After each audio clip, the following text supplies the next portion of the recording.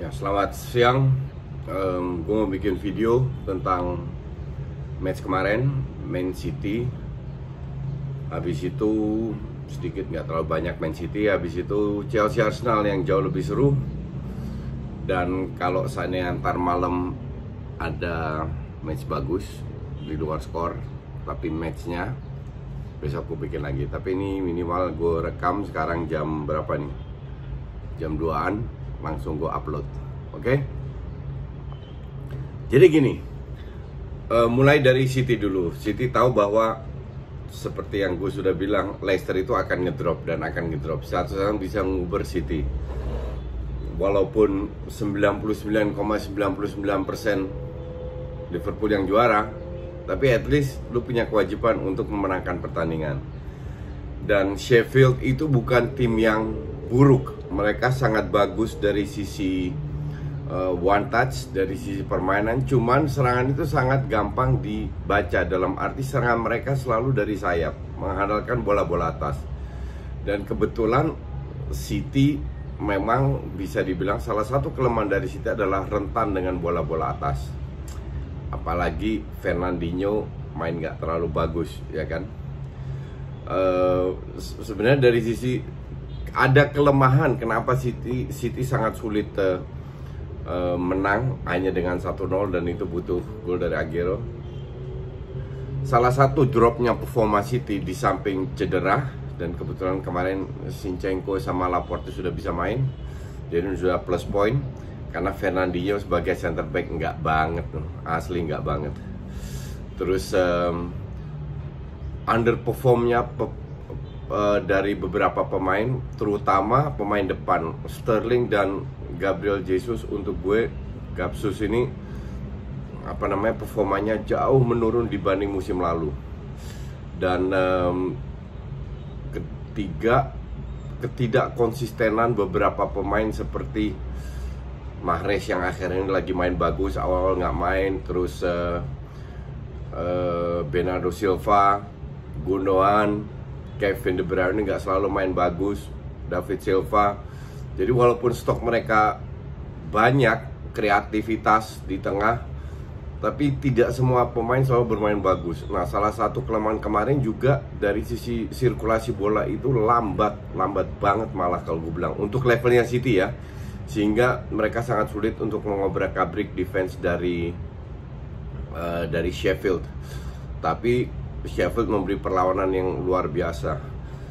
Jadi untuk gue City memang layak menang, cuman untuk nguber ya berat lah. Kalau feeling gue sebelum selisih 10 poin Liverpool udah juara.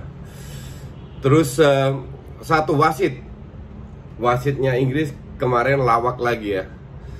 Lu kalau sebagai wasit mengambil penalti, lu berada dalam sebuah posisi di mana lu bisa melihat kiper dan penalty taker dalam satu sudut pandang.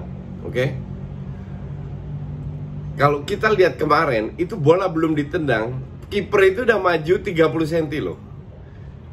I mean, any other wasit amatir di dunia ini bisa melihat bahwa itu penalti itu harus di-retaken, diambil ulang.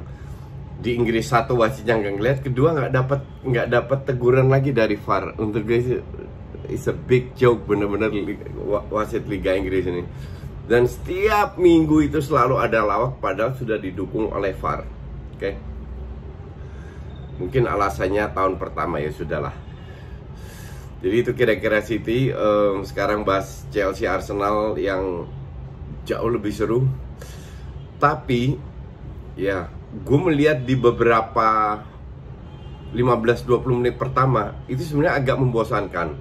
Membosankan dalam arti kedua tim ini ingin menyerang tapi terlalu berhati-hati. Sehingga kalau seandainya Arsenal menyerang atau Chelsea menyerang, seringkali mentok. Jadi di 15-20 menit pertama itu benar-benar melihat Arsenal bermain jauh lebih pede, lebih percaya diri, karena sirkulasi bola sudah oke. Cuman ya kejadian di menit 26 di mana Luis dapat merah. Kalau orang tanya itu di Twitter rame banget ya, siapa yang salah? Gue bilang dua-duanya salah. Satu, lu sebagai pemain mengambil keputusan itu harus lihat sama kayak Liverpool lah. Contoh Liverpool pertama di mana dia gol terakhir Muhammad Salah ya, dia tidak melakukan sliding, membuat pelanggaran sehingga menjadi kartu merah karena mereka sudah tertinggal dan itu di injury time. Buat apa lu cari kartu merah? Ya kan, jadi itu sudah keputusan yang tepat. Biarinlah Salah cetak gol, mau kalah 1-2-0 tetap kalah. Terus Valverde, kalau masalah Valverde-nya Madrid lawan Atletico, Real lawan ATM untuk Super Copa ya, itu sudah pelanggaran yang benar. Dia dapat kartu merah benar karena skor masih 0-0 dan itu menjelang akhir pertandingan. Nah, David Luiz itu di awal-awal pertandingan 20-an, kalau seandainya dia tidak mendapatkan kartu merah dan tetap gol at least 11 lawan 11 ya kan, tapi Luiz dapat penalti, kartu merah, ketinggalan pula di awal pertandingan menit 26. Jadi untuk gue itu keputusan yang nggak smart.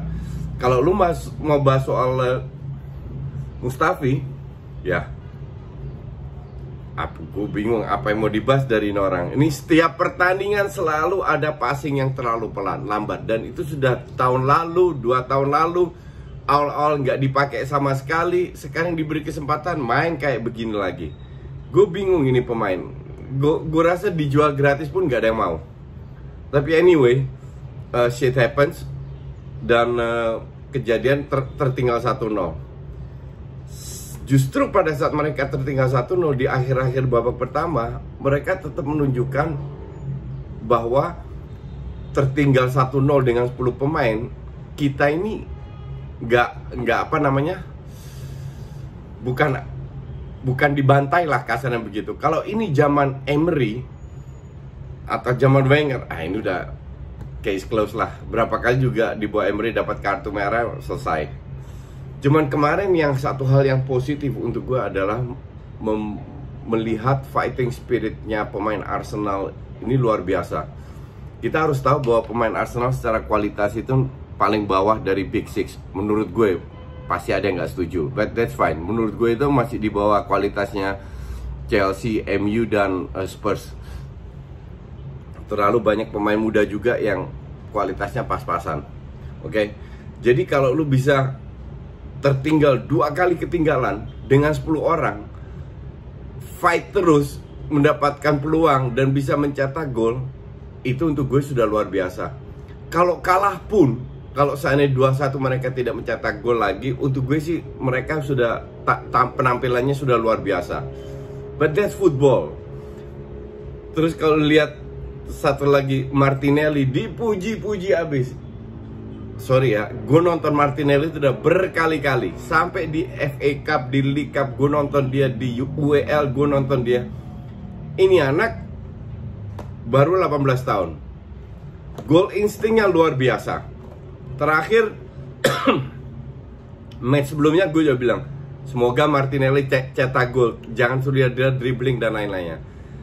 Karena visinya itu amburadul, passingnya amburadul, first touchnya itu ngacoknya minta ampun. Kalau lu nonton 9 menit, tiap kali bola dapat dari dia 70% bola itu hilang.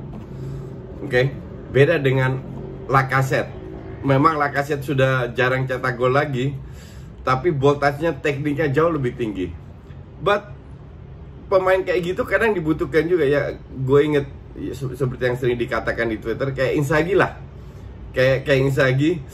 Cuman bedanya ini anak baru 18 tahun, sudah punya goal instinct dan punya speed. Maka dari itu yang dilakukan oleh Arteta itu luar biasa, menggantikan Özil. Jadi di tengah tetap ada Gundosi, masukin Gundosi, terus di tengah ada Gundosi, Torreira, dan Saka digeser menjadi center back. Kenapa? Biar bisa membantu untuk membangun serangan. Itu pergantian yang untuk gue very smart. Sehingga 3 pemain depan, Laka, Pepe, dan Martinelli tetap bisa dipertahankan karena 3-3-nya punya speed untuk melakukan counter attack. Dan berhasil.